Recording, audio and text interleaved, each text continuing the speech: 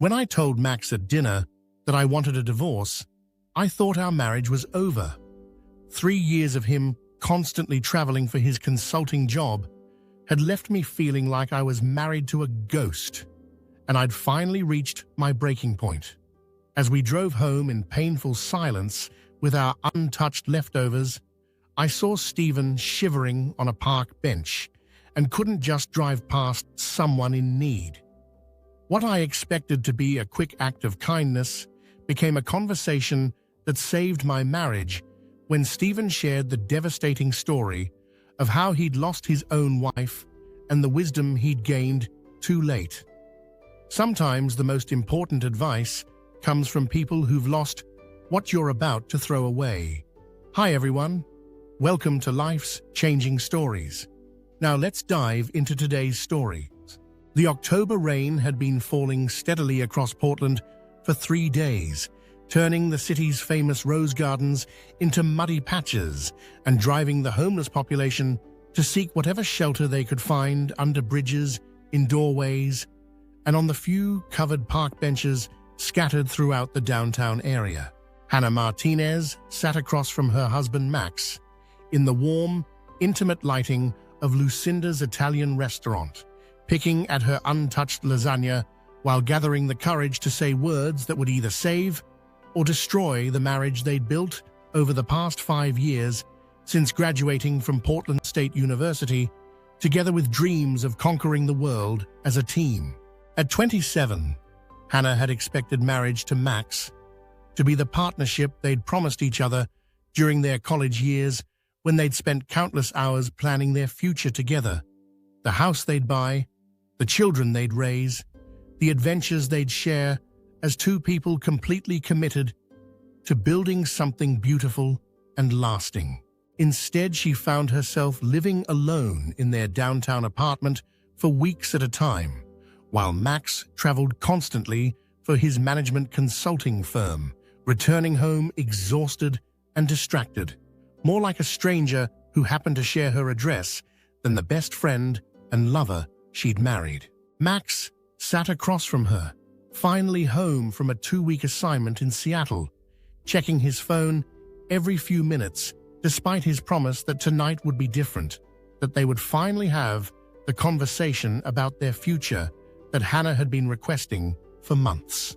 His success at Morrison & Associates had exceeded even his ambitious expectations, but the demands of building a reputation as the firm's youngest senior consultant meant sacrificing the very relationship that had motivated him to work so hard in the first place.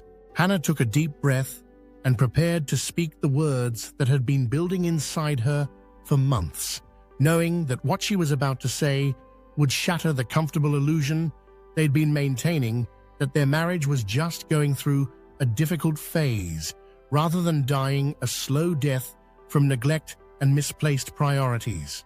Neither of them could have imagined that their evening would end with life-changing wisdom from Stephen, a homeless man whose own story of love and loss would transform their understanding of what marriage really meant and what they were about to throw away. Hannah Martinez stared at the untouched lasagna growing cold on her plate, while her husband Max checked his phone for the 3rd time in 10 minutes, his attention divided between their long overdue conversation and whatever urgent consulting crisis was pulling him away from their marriage yet again. At 27, Hannah had been married to Max for 3 years, but she felt like she'd been married to herself for most of that time. What had started as a fairy tale romance during their senior year at Portland State University had gradually deteriorated into a lonely existence where Hannah managed their household, ran her small graphic design business from their apartment, and waited for brief appearances from a husband whose consulting career seemed to require him to be everywhere except home. Max had secured a position with Morrison & Associates within 6 months of graduation, and his natural talent for problem-solving and client relations had quickly made him one of their most valuable consultants. The money was excellent, far exceeding what either of them had expected to earn so early in their careers, But the demands of building a reputation in competitive consulting meant Max traveled constantly, often for weeks at a time.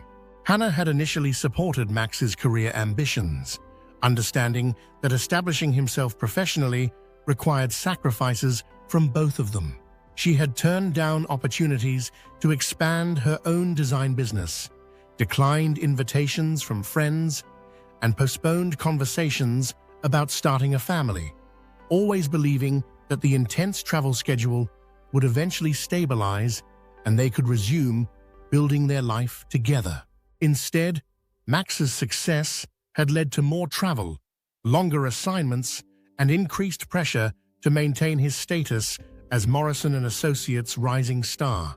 Hannah found herself living with someone who was physically present only intermittently and emotionally unavailable, even when he was home, exhausted from weeks on the road and preoccupied with the next assignment. For 2 years, Hannah had tolerated the loneliness and disappointment, convincing herself that Max's career success was worth the temporary sacrifice of their relationship.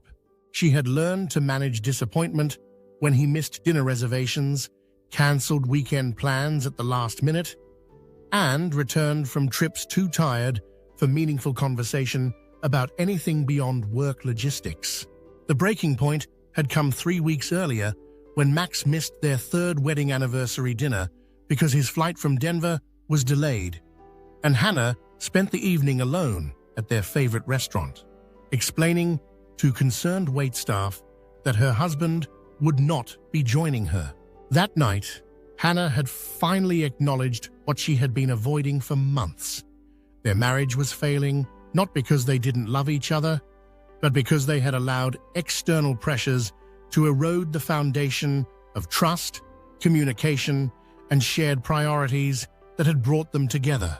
When Max returned from his latest Seattle assignment, Hannah had insisted they have dinner at Lucinda's Italian restaurant, a place that held special significance as the site of their first anniversary celebration. She hoped the familiar setting might help them recapture some of the connection they had lost. "Max, we need to talk," Hannah said, finally setting down her fork and looking directly at her husband. "About us, about this marriage, and about where we're going." Max looked up from his phone, recognizing the seriousness in Hannah's tone. "I know things have been difficult lately with all the travel. Maybe we can plan a vacation when this Morrison Industries project wraps up next month." Hannah shook her head. "It's not about a vacation, Max. I don't think our marriage is working anymore. You're always gone, and when you are home, you're not really here. We've become strangers, living in the same apartment." Max put his phone face down on the table, giving Hannah his full attention for the first time in weeks. "Hannah, every marriage goes through challenging phases. The travel won't be this intense forever. I'm building something that will benefit both of us in the long run." "I understand your career is important," Hannah replied, "but I feel like I married myself. We haven't had a real conversation in months. We haven't been intimate in almost 6 months. I can't live like this anymore." Max reached across the table to take Hannah's hand. "What are you saying?" "I think we should separate," Hannah said, the words feeling both devastating and liberating. "Maybe we can figure out if this marriage is worth fighting for, or if we're just staying together out of habit." Max looked stunned. "Hannah, you can't be serious. We love each other. We can work through this." "Love isn't enough if we're not willing to prioritize our relationship," Hannah said. "I've been trying to work through this alone for 2 years. I need to know if you're willing to make changes, not just promises." Hannah had lost her appetite completely. She signaled the waitress and asked for their leftovers to be packaged, feeling that continuing the dinner would only prolong the painful conversation without resolving anything. The drive home was silent, filled with tension and unspoken emotions. Max gripped the steering wheel tightly while Hannah stared out the passenger window, both of them processing the magnitude of what had just been discussed. As they drove through Laurelhurst Park, Hannah noticed a figure on one of the covered benches. Despite the late hour and cold rain, An elderly homeless man was trying to sleep on the hard wooden seat, covered only by what appeared to be a thin jacket and some newspapers. "Max, pull over," Hannah said suddenly. "What? Why?" "There's someone who needs help." Hannah grabbed the bag of leftover food from the restaurant. "Just stop the car." Max knew Hannah's compassionate nature well enough not to argue. He pulled over and watched as Hannah walked through the light rain toward the homeless man, carrying their dinner leftovers. The man appeared to be in his 60s, with graying hair and clothes that had seen better days. He was awake, sitting up on the bench and trying to stay warm in the October night. "Excuse me," Hannah said gently. "I saw you here and thought you might need this." She offered him the bag of food from Lucinda's. The man looked surprised by the unexpected kindness. "That's very thoughtful of you, miss. Thank you." Max had followed Hannah to the bench, partly out of concern for her safety, and partly because he knew she wouldn't leave until she was satisfied the man was okay. "It's cold out here," Hannah observed. "Are you going to be all right tonight?" The man nodded. "I've learned to manage. This bench has a roof, which is more than some folks have." As Hannah sat down next to the man, Max remained standing, clearly uncomfortable with the situation and eager to leave. "Hannah, it's late and cold. We should get going." "I'm fine where I am," Hannah replied, her response carrying more weight than just the immediate situation. The homeless man, whose name was Stephen, sensed the tension between the couple. "I hope I'm not causing problems between you two," he said carefully. "No, it's not you," Hannah said. "We're having some difficulties in our marriage." Max shifted uncomfortably. "Hannah, we don't need to discuss our personal problems with..." "With what?" Hannah interrupted. "With someone who might actually listen?" Stephen raised his hands peacefully. "I'm in no position to offer advice to anyone, but if you don't mind me saying, you both seem very young and very much in love. Life is too short to waste it being bitter toward each other." Hannah felt tears forming. Sometimes love isn't enough. Stephen's expression grew thoughtful. "May I tell you something? I once had a good life. I was married to a wonderful woman named Claire for 15 years. We had our problems, like all couples do, but we were happy most of the time." He paused, looking out into the rain. "I lost my job during the recession, and things got hard fast. Instead of facing the challenges together, we started blaming each other. Claire got frustrated with the financial stress and my inability to find work. I got defensive and withdrawn. Instead of supporting each other through the difficult time, we let pride and fear drive us apart." Stephen's voice grew quieter. "Claire left me when things were at their worst.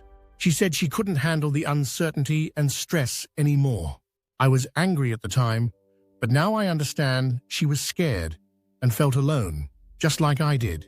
Hannah found herself deeply moved by Stephen's story. "What happened to her?" "I don't know," Stephen admitted. "By the time I got back on my feet financially, she had moved away and started a new life. I've always wished she had stayed, so we could have worked through that difficult period together. I believe we could have come out stronger if we had chosen to face our problems as a team instead of as adversaries." Stephen looked directly at Hannah and Max. "The truth is that marriage is always going to be hard, but it will be easier if you both decide to walk side by side with each other and conquer your storms together. Don't let work pressures or temporary difficulties take away your happiness with each other." Max sat down on the bench, finally giving his full attention to the conversation. "I've been so focused on building security for our future that I forgot to protect what we have right now." Hannah reached for Max's hand. "And I've been so hurt by feeling neglected that I stopped communicating about what I needed and started planning to leave instead."